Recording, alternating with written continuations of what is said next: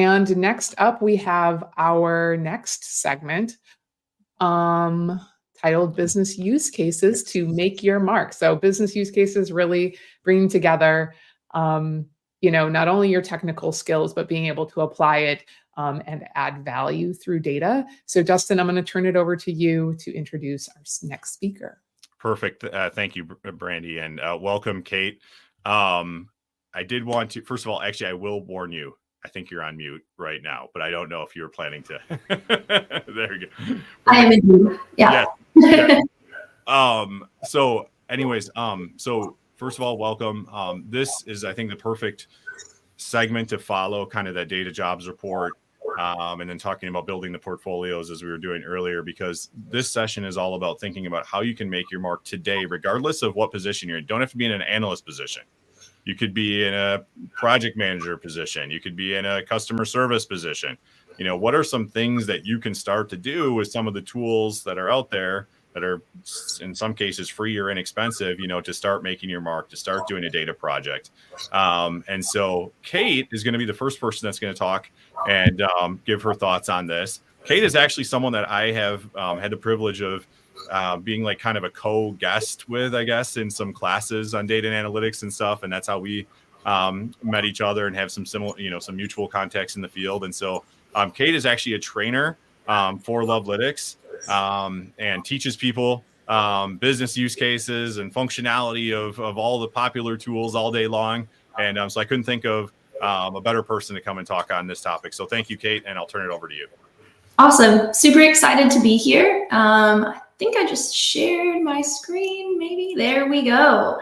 So yeah, as Dustin mentioned, my name is Cait. It's an absolute pleasure to be here with y'all. I'm a lead trainer at Lovelitics, and in the next 10 or less minutes, I'm actually going to cover a quick overview of one tool out of a host of tools in the space called Alteryx. So in the next couple of minutes, going to go through a quick overview of Alteryx, introduce a use case, share a quick demo, and leave you with some follow-up resources that I will share as well as put in the chat. So feel free to put any questions you have in the chat, and I will absolutely try my best to get to answer at least one or two of them at the end.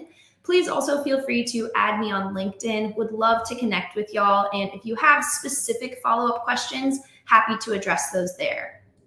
So first things first, what in the heck is Alteryx? Alteryx is a cloud-based ETL tool that enables reliable and trustworthy analytics. So during this summit, you have heard about already and likely will continue to hear a lot about front-end data roles. So in visual analytics platforms like Tableau or Power BI, or doing other front-end type of work, which is absolutely super important, amazing aspect of a career that you could have in the data space more broadly. But there's an entirely separate effort that happens on the back end that goes into getting data ready to be analyzed or viewed.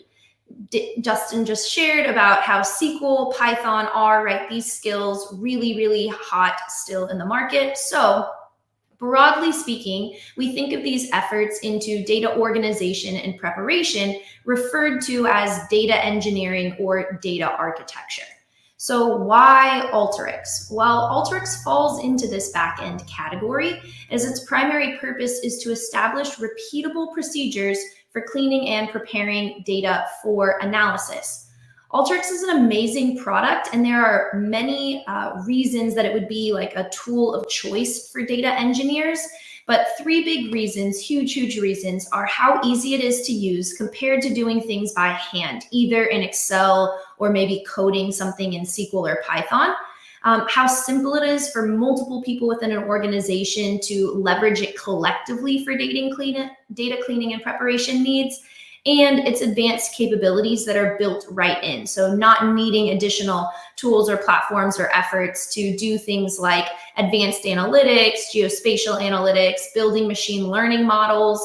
And again, because of the functionality or structure of the product, you don't necessarily need to be an expert in SQL, Python, or R.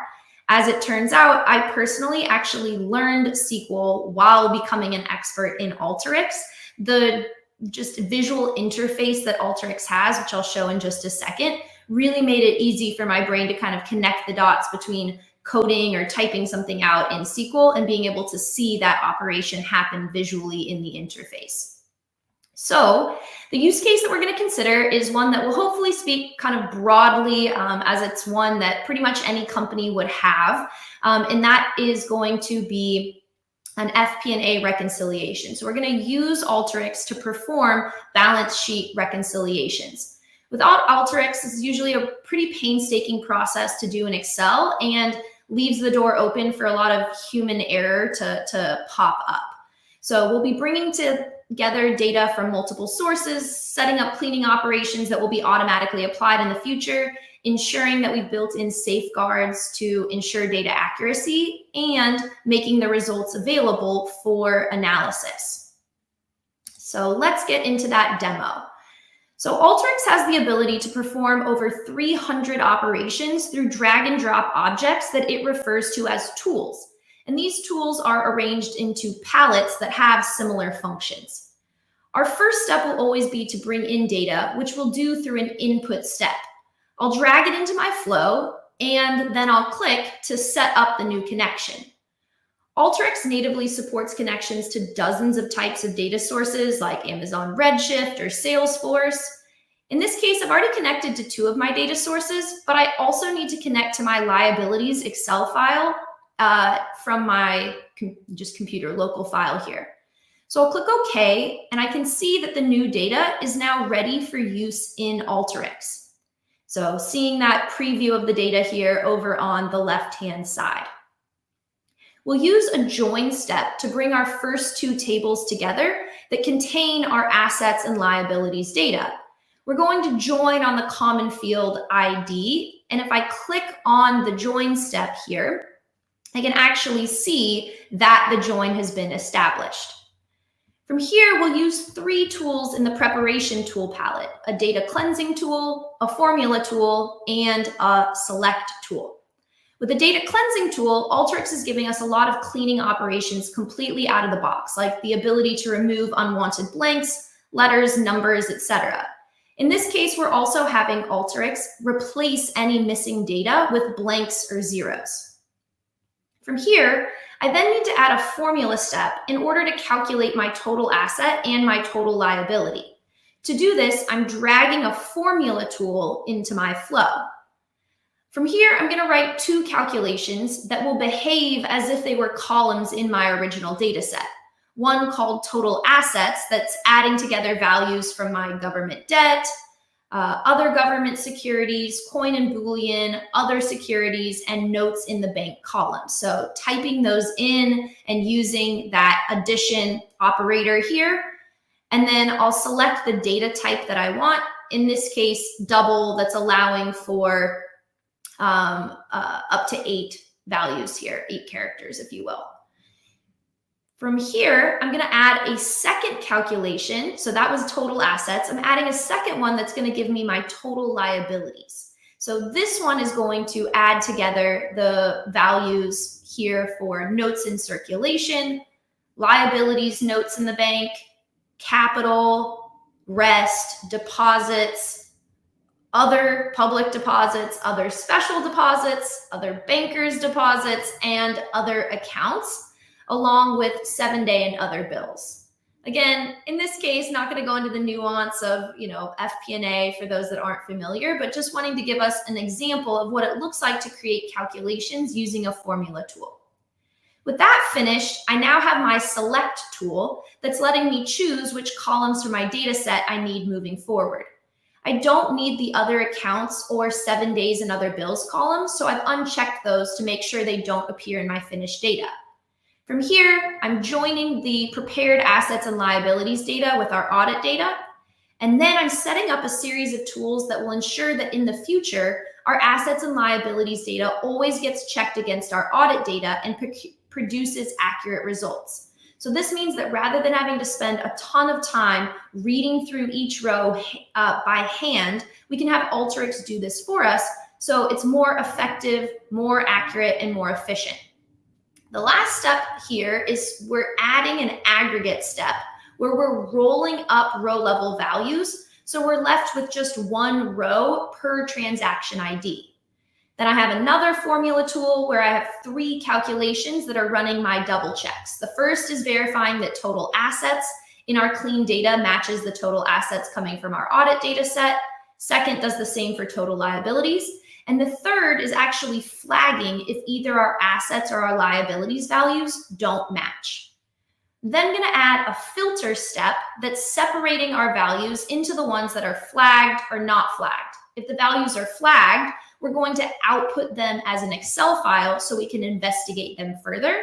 And if they're not flagged, meaning that our data matches our audited data values, we're going to make that data available for visualization in Tableau.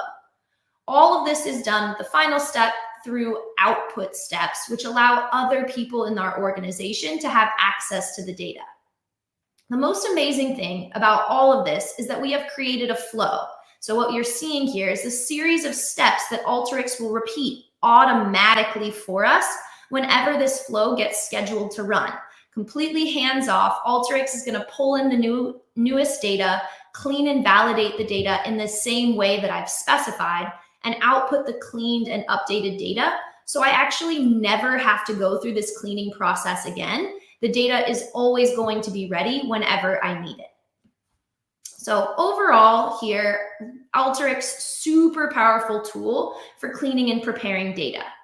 For y'all, as you're thinking about careers or making career transitions, the idea of working really closely with the data to get it ready for analysis intrigues you, I definitely recommend giving Alteryx a try. They offer a completely free trial. I think it's like 2 weeks or a month, but completely free of cost. They also provide a lot of amazing hands-on challenges, which you've heard from both Sojka and Andy, really great way participating in community challenges to actually give you an opportunity to learn the tool in a sort of simulated real-world setting. And Alteryx also offers a full library of free video tutorials, and you can even get certified for free. So it's a really great opportunity to build out your resume alongside building out a portfolio to demonstrate expertise in the tool. So I really appreciate y'all's time. I am going to right now copy and paste these links into the chat. I'm sure that this slide deck at some point will make its way available for y'all, but in the meantime, please feel free to, not letting me post that, but I'll post it here in just a second in the comments, and feel free to give those a look. But any questions? I know we probably only have time maybe for one question, or just scoot on along. But again, if anybody has any questions, please add me on LinkedIn. I'd love to continue the conversation, and I'll hop back into the chat here momentarily and respond to any comments that folks have. Thanks so much. I really appreciate it. Thank you, Cait, and I know folks will appreciate you joining the chat. There were some questions, and it'll be awesome to have you there. So thank you very much, and great job. Thank you so much, Cait. Yeah, I did drop a few links to Alteryx's Sparked, which they actually have an independent learners program that allows you to get free access to Alteryx and start playing around, especially as you're like transitioning into a new career or into the data career. So check that out. I'll also be including that in our recap email that's going to be going out later today. So we'll make sure that you get on if you've registered, I'll make sure that you get that email. But next up, we have John Heisler, who's also going to be giving us a presentation. Every presentation during this event is short and sweet, but John's going to be giving us a short presentation as well. But John and I met actually pretty early in our careers, and I think we've both seen each other grow and evolve professionally. I consider him an advisor, and whether he wants to admit it or not, we're friends. And so I'm really excited that John's here to share his, incredible depth of knowledge with you all today. John, welcome. Awesome. Thanks for those kind words. Excited to speak with you today. I'm going to go ahead and share my screen right out of the get-go here. I don't need to see those tips. Sorry, I just tried this earlier. There we go. Share screen. So thanks for the time today. I'm going to talk through how to position your experience, right? So a lot of us are transitioning. A lot of us are looking for a move from a individual contributor role up. How do you position the experiences that may not represent on paper exactly what the responsibilities are of the role that you want? So this is a, kind of alchemy that we need to accomplish. But before we even get there, I want to say thank you, right? So Brandy and Dustin, you've put together a phenomenal set of content. I'm humbled and grateful to be amongst all of the great leaders who have spoken today about their experiences in the data field. And thank you to all of you. Time is the only sort of resource that we can't get back. So you spending that time with us today is a great testament to the value that this is hopefully bringing to the community. So we're going to talk about career transitions, lessons from the wild, things that I've taken from my experience that you don't need to make those same mistakes. I can share sort of the things that I've learned as I've moved through my career. We're going to talk about mapping current to future experiences. Again, a real focus on something that's not adjacent, or that is adjacent to or completely on paper irrelevant for the career that you're looking to transition into or grow into. And then we're going to talk about engineering the experience, which is not a fancy way to say lie, but more so a way to build the experiences in scenarios that you may not get traditional data or analytics experience. So here's kind of the vibe. Here's what I want to kind of set the tone. So your experience is the most relevant asset you have, whether you're just starting your career, you've started a career and are looking to transition, or you're currently on your data career and want to move up or across in the data field. Now, it is your responsibility and your responsibility only to understand how to position and leverage those experiences for what you want to happen. So that's what we're going to try to sort of put over this entire conversation. If you remember nothing else, this is what I want you to take home. So let's talk a brief meandering history of sort of my career. So I started off in neuroscience, really focused on, the neurological mechanisms of learning and memory. So super, super nerdy. Found out that we were going to have our first kiddo while I was in the process of interviewing for graduate school, and got some really sage advice to, hey, consider this data science and data and analytics journey. I made that pivot from neuroscience into the SQL analyst role. And then I meandered all around in the data field before where I ended up today. So went to database administration. I was at a startup, so I got a lot of experience sort of administrating the database. I built a data warehouse, focused a lot on data engineering, and then I got into data science, went back to graduate school, kind of focused on IT management and data science. I got into consulting, and then within that consulting career, sort of moved my way up into leadership, both leading a team, but then also leading a practice around our technology. And then most recently moved back to an individual contributor role at a vendor in Snowflake. So as you can see there, sort of like I had vertical sort of movement, I've had horizontal movement, and I want to talk to you today specifically around this first transition, right? So how did you go from neuroscience to analyst, right? How did you go from managing a retail branch to having a SQL analyst job? How did you go from insert career here to whatever career you want? So as I talk today about very specific neuroscience examples, I want to challenge you to translate that experience to what is your current experience right now? And then the SQL analyst position, think about the position that you want in the next, short term, medium term. So that's what I want you to think about. Not everyone here is probably going to be in a neuroscience role, looking for a SQL analyst role. Again, I'm asking you to take these lessons and then apply the same logic to your career. So let's talk about the first piece, which is just the mapping of skills, right? How did I move from focusing on brains to, leveraging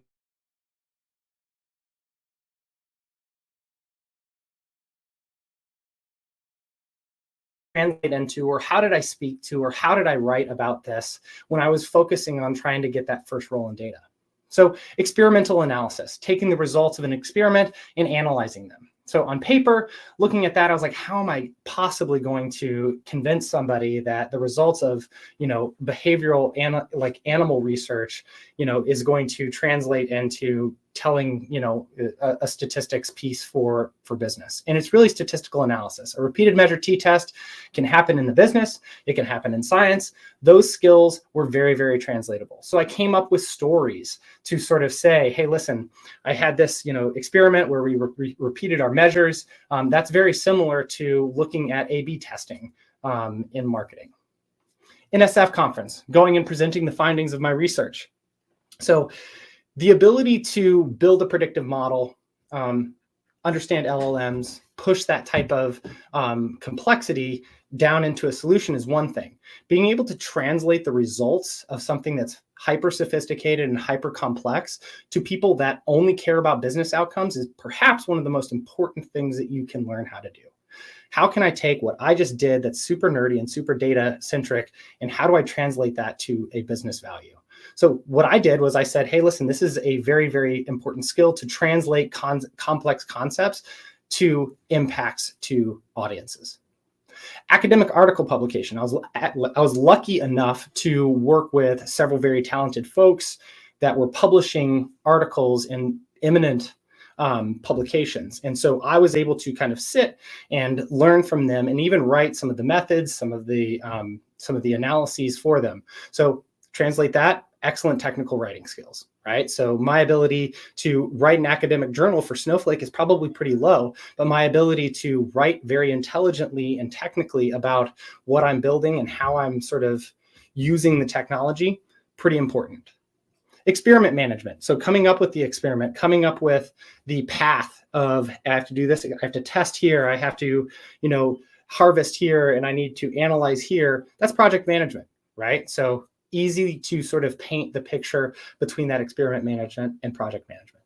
And maybe the most important piece here is I was able to make a very clear case that, hey, I have a deep understanding of a very complex thing in molecular neuroscience. If I can understand that, I think it's going to be pretty easy, or not easy, but that's a displayed ability to understand something very complex. If I can do that, I can do this data piece. So again, you may not be in a neuroscience role or in something like that, but hey, if I can do this, I can easily handle this. That's kind of a tectonic case that you need to make. Engineer the experiment or the experience. So engineer opportunities in your current position or just your life to develop the skills for your future position. So this at its highest level is gathering data, analyzing it, and sharing the insights on anything in your current role or anything in your life. One of the first managers that I had built a database for his church and was sharing back information about the membership, right? Super, super helpful. He was developing skills. He was adding value to the business, or sorry, to the church. And he was sort of very easily and passively developing his skills. So a couple of ideas. Build a dashboard for your management. What's important to them? Do they care about last year numbers for this particular day? Ask if you can have access to the data. Build them a dashboard, right? You're going to get those skills. Automate your team's Google calendars with Python, or your own Google Calendar for that matter. So just so you can see where are the available times within the schedule so that I can help people find replacements for, absences, something like that. Analyze your company's Twitter followers, right? Or any company's Twitter followers. I'm not sure how open the X platform is, but when I was learning, Twitter was super open, and I was able to work with a local company to say, hey, listen, a lot of people are also following this company. Maybe you should think about tweeting them or, pushing out some content that hits them so that you get to access to a lot of their followers as well. So this is that last point. Build a database for your gym, build it for your church, do anything to help those organizations make better decisions with data. They're going to benefit from it. You're going to benefit from it. So it's a rising tide type of situation. All right, so call to action. Then I have one last slide. Again, I wanted to move really quick through this. I don't have a blog. I don't put out a lot of content outside of LinkedIn. It's the season of life that I'm in. Got 3 kids, a lot of responsibilities. I do post a lot on LinkedIn, and I'm very active there. So that, for my season of life right now, is where I push a lot of my content. Hopefully it's helpful. The other side of that is reach out directly there. I'm happy to have conversations, happy to help you sort of make those transitions. Hey, how would I encapsulate these experiences into getting a new position in the data field. Again, I've traveled, horizontally and vertically through, multiple fields. I'd be happy to share any of my experiences. In the last set of universal lessons that I'll leave you with, and I'll share this document. So identifying your strengths and maximizing the time that you spend using them. I really, really, really wanted to be good at programming. I'm pretty good at programming, but I'm not the best Python programmer. So for years, I pushed myself to be, find these positions where I would be doing that. And that's not what I'm best at. What I'm best at is communicating complex concepts, working with, analytics. That's what I was best at. I needed to maximize my time doing that. And since I've done that, I've had a much more valuable, and I think been able to deliver much more value to the company. So nothing changes if nothing changes. If you're not getting the results that you want and you're doing the same thing over and over and over, chances are you're doing something wrong. So you need to sit and be honest with yourself about what you're doing, how you're delivering, before you actually sort of say, hey, this is not worth it. So nothing changes if nothing changes. This is probably the most important piece, surrounding yourself with people who make you better because they are excellent, or because they demand excellence out of you, or because they deeply care about you. I don't care what it is, but surrounding yourself with the people that make you better is maybe one of the easiest things that you can do.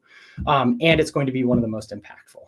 And the last piece is, even as you progress through your career, you gain experiences. If you're a little nervous, that's a good thing if your goal is to progress, right? So if you're completely confident in everything you do from 8 a.m. to 4:30 p.m., you are probably not progressing.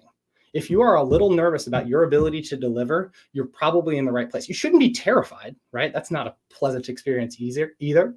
But if you're just a little bit nervous, that's a good indication to you that you're making progress and moving forward versus just stagnating. So those are the universal lessons, independent of those business use cases.